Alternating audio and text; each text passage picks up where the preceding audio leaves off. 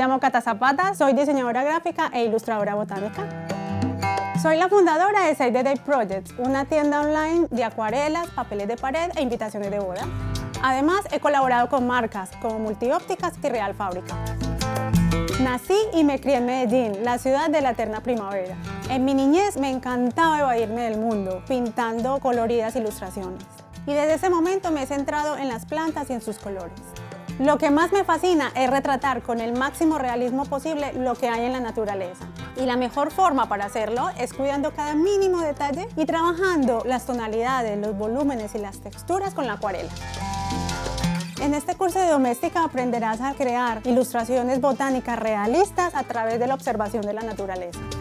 Para el proyecto final pintarás una composición con plantas y flores. Primero te explicaré cómo organizar tu espacio de trabajo, cómo manejar el pincel y cómo buscar referencias de vegetación. A partir de las inspiraciones encontradas crearemos una composición y la pasaremos a limpio. Luego analizaremos el color como aspecto fundamental para pintar de una manera realista. A continuación pintarás tu proyecto, primero el fondo y volumen y luego las líneas.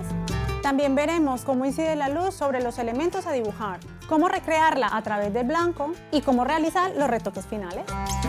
Al final del curso serás capaz de explorar la técnica de la acuarela realista con tu propio estilo. Para seguir las lecciones no es necesario saber dibujar, tan solo necesitas mucha observación, pinceles y unas acuarelas. Este curso es ideal para todos los amantes de la botánica que quieran experimentar con la acuarela de forma realista. Captura las formas y los colores de la naturaleza para que crees composiciones únicas.